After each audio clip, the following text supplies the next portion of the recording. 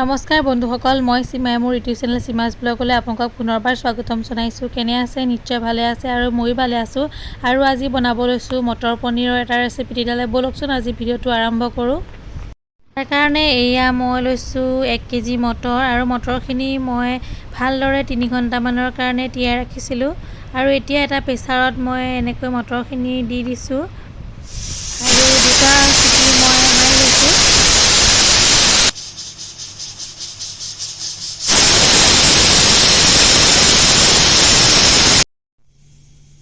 আৰু লগত লৈছোঁ এয়া মই এটা বিলাহী আৰু লৈছোঁ অকণমান আদা আৰু কেইফুটামান নহৰু আৰু লগতে এনেকৈ মই 3টা আলু সৰু সৰুকৈ কাটি লৈছোঁ আৰু লৈছোঁ এয়া পিঁয়াজ। মই পিঁয়াজ অলপ বেছিকৈ লৈছোঁ, 4টা পিঁয়াজ মই এনেকৈ সৰু সৰুকৈ কাটি লৈছোঁ।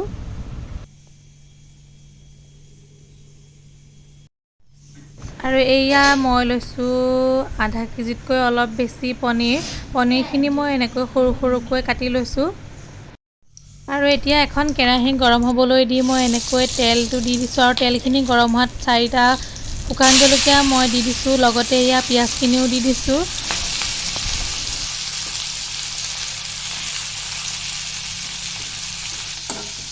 পিঁয়াজখিনি আৰু জলকীয়াখিনি মই ভালদৰে লৰাই লৈছোঁ।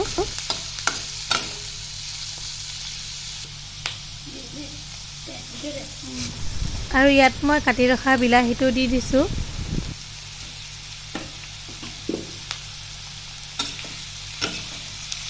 বিলাহীটো দি ভালদৰে অকণমান সময়ৰ কাৰণে এনেকৈ সকলোখিনি ভাজি ল'ব।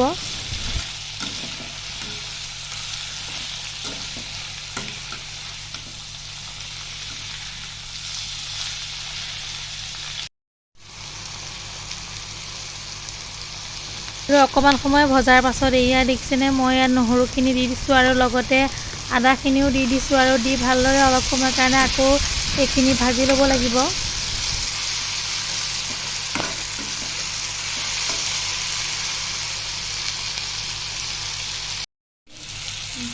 এইখিনি অলপ ভজা হৈ গ'ল দেখিছেনে। এতিয়া ইয়াত দিছোঁ মই জিৰা, কেইটামান চফ আৰু অকণমান জনি দি ভালদৰে এনেকৈ মিহলাই লৈছোঁ।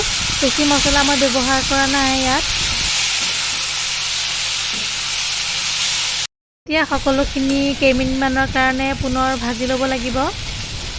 মছলাখিনি কেইমিনিটমান ভজাৰ পাছত এয়া মই এখন প্লেটত সকলোখিনি উলিয়াই লৈছোঁ।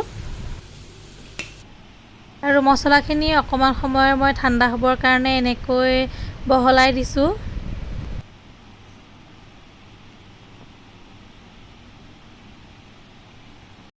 আৰু এতিয়া মই এখন কেৰাহীত এয়া তেল দি দিছোঁ।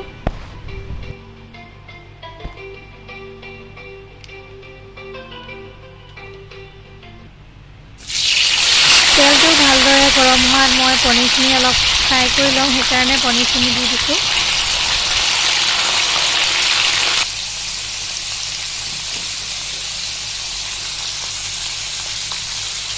আৰু পনীৰখিনি দিয়া মই অকণমান হালধি দিছোঁ আৰু লগতে দিছোঁ অকণমান নিমখ।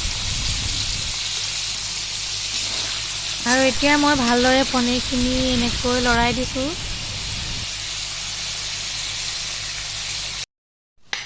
আৰু অথনিতে মই ঠাণ্ডা হ'বলৈ দিয়া মছলাখিনি এটা গ্ৰাইণ্ডাৰত এনেকৈ পিচি লৈছোঁ। আৰু পনীৰ ফ্ৰাই কৰা সেই একেখিনি তেলতে মই আলুখিনি অকণমান সময়ৰ কাৰণে এনেকৈ ৰঙচুৱা হোৱালৈকে অলপ সময় ফ্ৰাই কৰি লৈছোঁ।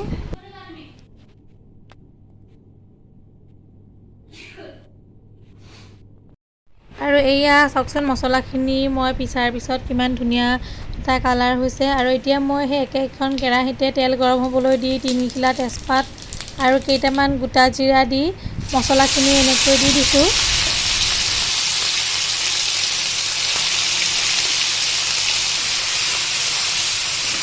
মছলাখিনি দি এনেকৈ অলপ সময় ভালদৰে ভাজি ল'ব লাগিব। আৰু এতিয়া ইয়াত দিছোঁ মই অকণমান চাহী পনীৰ মছলা আৰু অকণমান গৰম মছলা, লগতে দিছোঁ কালাৰটোৰ কাৰণে অকণমান কাশ্মীৰী মিৰ্চি আৰু দিছোঁ মই এয়া প্ৰয়োজন অনুসৰি হালধি আৰু দিছোঁ প্ৰয়োজন অনুসৰি নিমখ। কাৰণ মই অলপ বেছিকৈ বনাইছিলোঁ পনীৰখিনি, সেইকাৰণে বস্তুখিনিও মই অলপ বেছিকৈ লৈছোঁ। আপোনালোকে নিজৰ প্ৰয়োজন অনুসৰি বনাব পাৰে, কম বা বেছি। সকলোখিনি দিয়াৰ পাছত মছলাখিনি এনেকৈ অলপ সময় ভালদৰে ভাজি লৈছোঁ আৰু এই দেখিছেনে মছলাখিনি প্ৰায় ভজা হৈ গৈছেগৈ।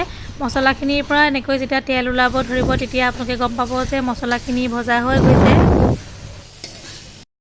আৰু এয়া দেখিছেনে আমাৰ মছলাখিনি ভজা হৈ গ'ল আৰু এতিয়া মই ইয়াত এয়া মটৰখিনি দি দিছোঁ আৰু মটৰখিনি মই পানীৰ পৰা এনেকৈ উঠাই ৰাখিছিলোঁ আৰু এয়া মছলাখিনিত মই মটৰখিনি ভালদৰে মিহলাই দিছোঁ।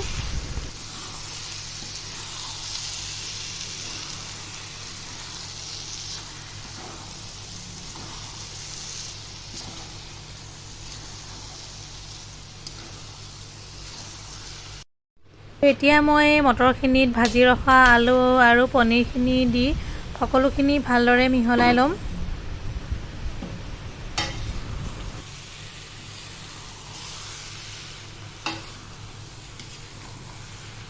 আৰু এয়া আমাৰ মটৰ আলু আৰু পনীৰখিনি খুব সুন্দৰকৈ মছলাখিনিৰ লগত মিলি গৈছে আৰু এতিয়া মই এয়া দেখিছেনে মটৰৰ পানীখিনি মই যিখিনি প্ৰেছাৰত সিজাই লৈছিলোঁ সেই পানীটো এতিয়া মই এই মটৰখিনিতে এনেকৈ দি দিছোঁ।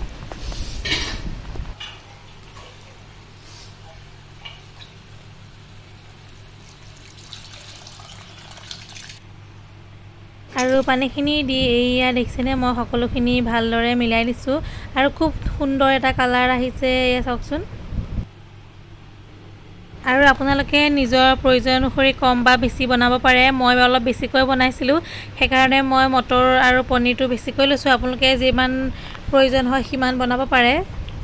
আৰু এতিয়া মই তৰকাৰীখন ভালদৰে উতল আহিব দিছোঁ আৰু এনেকৈ বনালে খাবলৈ খুব সুন্দৰ হয়। কালাৰটো যিমান ধুনীয়া হৈছে ইয়াৰ টেষ্টটো সিমানেই ধুনীয়া হয় আৰু আপোনালোকেও এবাৰ বনাবচোন আৰু এনেকৈ বনালে খাবলৈ খুব সুন্দৰ হয়। ভাতৰ লগত বা ৰুটিৰ লগত লুচিৰ লগতো খাবলৈ খুব সুন্দৰ হয় আৰু অতি কম সময়তে আপোনালোকে এনেকৈ বনাব পাৰে। আৰু এয়া লাষ্টত মই এনেকৈ দিছোঁ অকণমান বাটাৰ আৰু বাটাৰখিনি দি মই মটৰ পনীৰখিনি নমাই দিছোঁ আৰু এয়া চাওকচোন কিমান সুন্দৰ এটা কালাৰ আহিছে আৰু খুব সহজ বনাবলৈ, খাবলৈও খুব ধুনীয়া হয়। আৰু আজিলৈ ভিডিঅ'টো ইমানেই। যদি ভাল লাগিলে লাইক কৰিব, কমেণ্ট কৰিব আৰু যিসকলে নতুনকৈ চাই আছে প্লিজ তেতিয়াহ'লে মোৰ চেনেলটো ছাবস্ক্ৰাইব কৰি দিব। আকৌ লগ পাম।